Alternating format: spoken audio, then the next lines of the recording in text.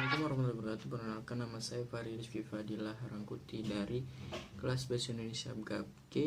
Di sini saya akan mereview tentang presentasi dari kelompok 8 kemarin yang berjudul Surat Menyurat. Pertama itu ada definisi surat. Surat adalah pernyataan tertulis yang dibuat dengan tujuan untuk menyampaikan informasi kepada pihak lain sekaligus sebagai alat komunikasi tertulis yang menyangkut kepentingan tugas dan kegiatan instansi maupun kepentingan pribadi. Kegiatan surat menyurat dinamakan korespondens, sedangkan orang yang melakukan kegiatan tersebut dinamakan koresponden. Nah, lalu sini ada fungsi surat. Fungsi surat itu yang pertama sebagai alat komunikasi, yang tentunya terus tanda bukti tertulis yang autentik, misalnya surat perjanjian. Lalu ada alat pengingat atau berpikir bila mana diperlukan, misalnya surat yang telah diarsipkan. Terus ada dokumentasi historis, lalu ada jaminan keamanan, umpamanya surat keterangan jalan. Lalu ada pedoman atau dasar bertindak, misalnya surat keputusan, perintah, pengangkatan, dan sebagainya. Lalu ada pun kriteria surat yang baik adalah sebagai berikut. Surat sebaiknya ditulis dalam bentuk dan isi yang menarik serta disusun secara sistematis sesuai dengan aturan yang berlaku. Lalu yang kedua ada surat disusun secara sederhana dan tidak terlalu panjang. Yang ketiga, surat sebaiknya disusun secara jelas, lugas, dan komunikatif. Yang keempat, surat itu mencerminkan sikap dan adab yang sopan. Lalu ada surat sebaiknya rapi dan bersih. Lalu sejarah surat. Surat itu dulu bentuknya berupa dari kulit kayu, sudah ada dari sebelum bangsa Eropa datang, yakni pada masa Kutai, Tarumanegara, Majapahit. Lalu terus sampai ke adanya kedatangan bangsa Eropa, kegiatan pos itu semakin lancar. Lalu baru pada tahun 1840 itu ada perangko dibuat.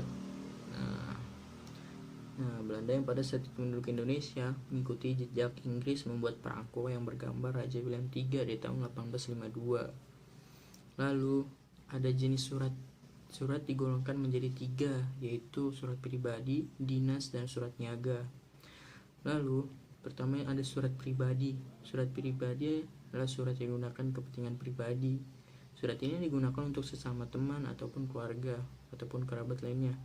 Ciri-cirinya tidak menggunakan kop surat, tidak ada nomor surat, salam pembuka dan penutupnya bervariasi, penggunaan bahasa bebas, format suratnya bebas.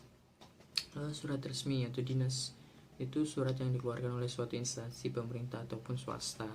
Cirinya itu menggunakan kop surat apabila dikeluarkan organisasi. Ada nomor surat, menggunakan salam pembuka dan penutup yang lazim, penggunaan ragam bahasa resmi, mensertakan cap. Lalu ada aturan format bakunya. Terus yang ketiga ada surat niaga.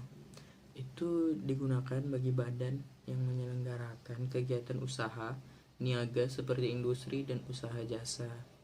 Nah, ciri-cirinya itu selalu berkaitan dengan niaga dan bisnis, ditulis secara resmi, menggunakan kata-kata sopan dan menarik, bersifat simpatik. Apabila merupakan surat transaksi bernominal besar, biasanya menggunakan materai. Biasanya baru dapat dilimpahkan kepada orang lain, dapat bertindak atas nama pribadi dan instansi, dan terakhir ditulis di atas kertas bersegel ataupun materai. Lalu di sini ada surat lamaran. Surat ini biasanya diperlukan untuk melamar pekerjaan, biasanya bersifat formal ataupun resmi. Ciri-cirinya mempunyai bentuk yang menarik, mempunyai bahasa yang menarik, menggambarkan kemampuan pelamar, dan tepat pada sasaran. Lalu itu ada surat dinas. Surat dinas itu surat resmi yang dibuat oleh instansi ataupun lembaga dengan tujuan keperluan dinas. Isinya berupa urusan penyampaian pengumuman ataupun pemberjam suatu izin, pemberian tugas, dan yang lain-lainnya. Nah, lalu ada ciri-cirinya. Pertama itu pasti menggunakan kop surat apabila dikeluarkan oleh organisasi. Lalu ada nomor suratnya. Lalu menggunakan salam pembuka.